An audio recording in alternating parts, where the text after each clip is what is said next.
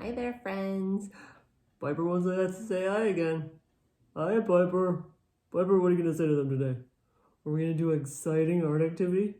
Did I just wake you up from napping? She was sleeping and I took her. That's so mean. Okay, you want to do art? Want to show them the globe? Oh, here's the globe. So today or this week, we're going to be doing a super cool art activity where we're going to think about this cool place. So I wanted to show you where it is on the globe because it's far, far away from us. So we are right here in Chicago. We're close to Chicago. We're going to pretend like we're getting on a plane and go.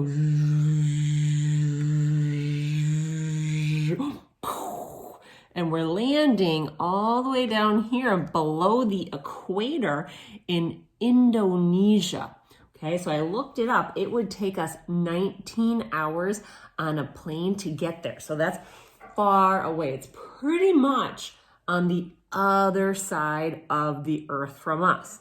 So I checked into it. It's a really cool place. I'm going to show you some pictures and maybe include a video of it too.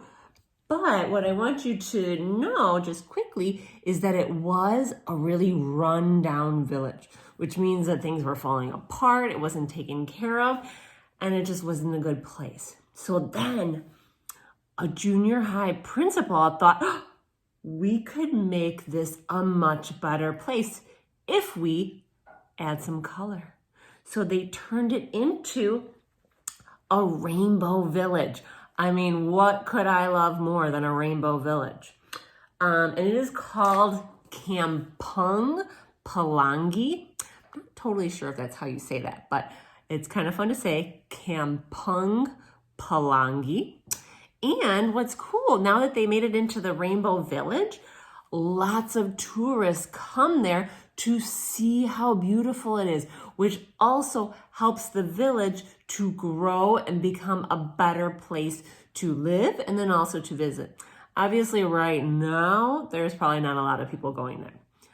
So I'm going to show you some pictures of it and a video, and then we're going to do an artwork.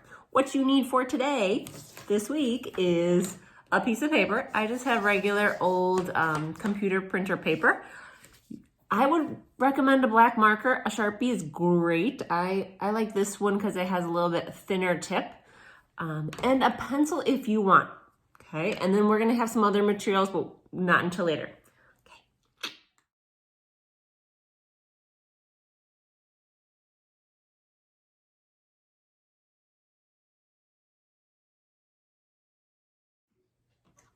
Okay, we're ready to create. Since we're not at school, you could put your name on your paper, or you don't have to. I think I'm going to put my name on my paper so I can remember and just practice that and think about being at school. Miss Alloway. Okay, we're going to start with, towards the bottom of the paper, add a square. So like I said, you can start with a pencil if you want. I'm just jumping in with my marker. Okay, now we're going to add a triangle shape to the top. And we made a little house. I'm going to add a regular old rectangle door with a little doorknob. And then maybe there's a window on top. Okay, maybe there's a little window by the door. So there is, whoopsies, one house done. Maybe I'll make it look like it was supposed to be like that. Now we're going to create a whole village. Okay, so we're going to think about this one in the front is going to be the biggest, and then it will go back and we'll get a little bit smaller. We call that foreground, middle ground, background. If things are far away, they're going to be littler. So now maybe I'll do one way back here. That's going to be a much smaller square and a much smaller triangle on top. Ooh, I'm going to teach you a cool trick. This is one of my favorite tricks. We're going to make this house 3D. So I'm going to draw a line going back like an angle. Ooh, another one going back. So the top, and then also the bottom. Now I'm gonna match it up. So this was straight up and down, so that one is. This one was on an angle, so this one is. And there we have a little 3D house. Of course it needs a door. Of course it needs a window. Ooh, I'm gonna do a window on the side. Maybe a cross in the window. A circle window on the front. And then maybe some interesting patterns on the roof. Okay, so that's gonna be my smallest. This is my biggest. So now maybe I'll do another one in the middle that's in the middle. So I'm gonna add, let's see if I can make the square a little bit bigger. They don't have to be perfect or all the same. It's better if they're different. Okay, not a perfect triangle. That's okay. So I'm going to do the same thing I did here because I want to make this one 3D also. Angle back, angle back, angle back. So we have 3 that are going back. Now this should come down and this should come straight down. So it's angle, angle, straight, straight. By the way, you do not have to make them 3D if you don't want to. Ooh, this door I'm gonna have a curved top just for fun. Ooh, maybe it's got this cool window. Ooh, it looks kind of like a flower. Maybe it has long windows on the side. Maybe it's got, ooh, bubbles on the roof. Okay, so you can add as many as you want.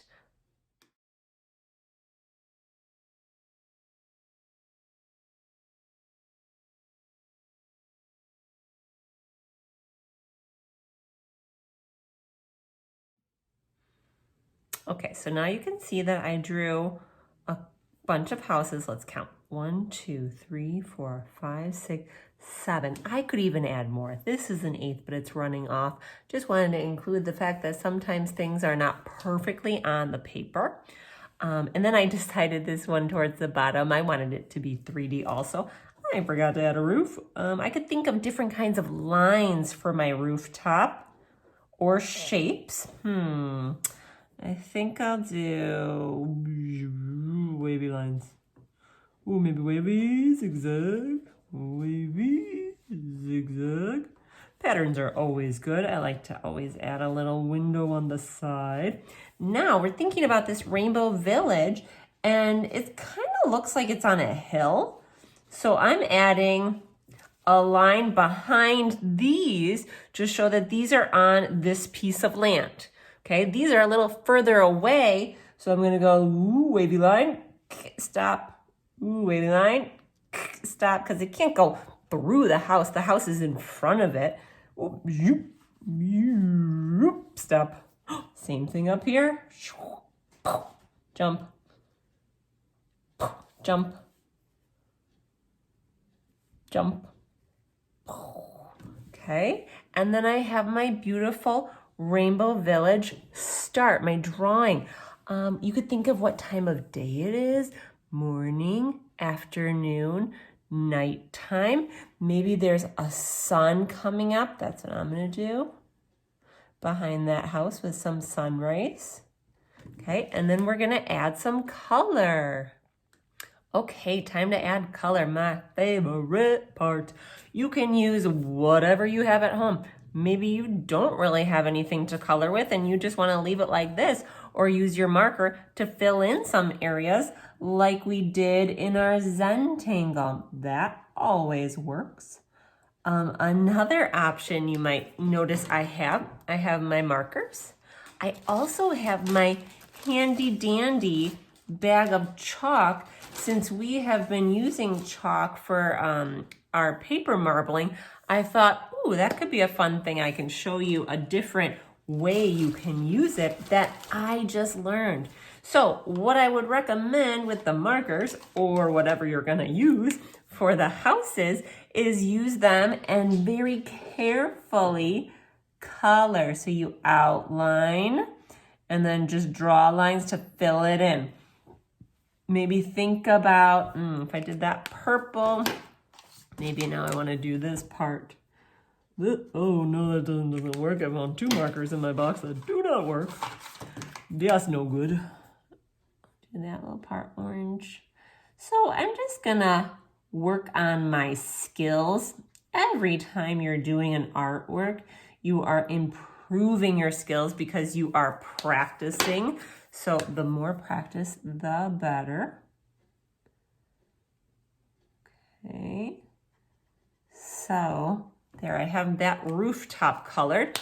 Oh, let me get my other example that I was working on. So I finished coloring in this house with my marker, and you might have noticed I added some color on the bottom.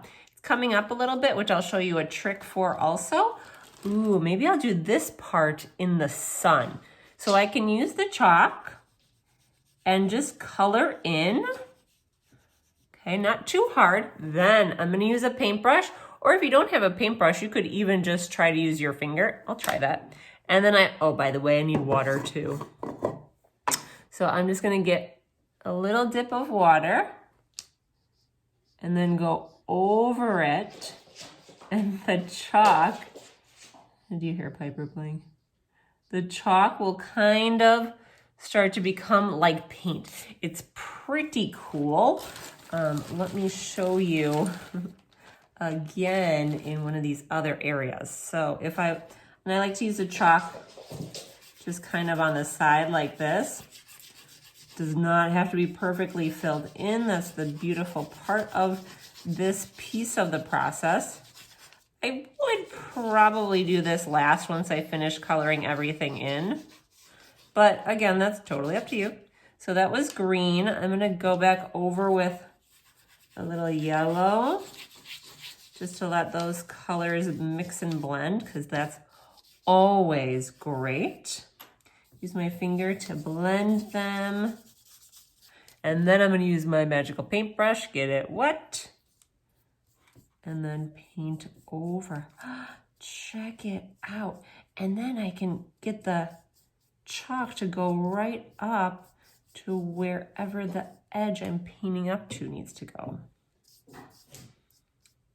So this is pretty cool. With the 5th graders, we were using starch to paint over the chalk. And actually, I learned that water works just as good. So that is pretty exciting. Water is much easier. See, and again, I used this marker, and this marker, when it gets wet, it starts to bleed. So I recommend Sharpie. A Sharpie is a great thing to have. Okay, so that's my progress so far. I'm gonna keep going and show you what it looks like when I'm done. Can't wait to see yours. Notice how my edges are kind of popping up. I'm gonna use one of my thick books that I have. I'm just gonna place it, my artwork is dry, completely dry. By the way, the top part is my favorite, and I didn't paint over it. I just rubbed over the chalk, and it gives a really cool look. So you might wanna try that in one of these spots.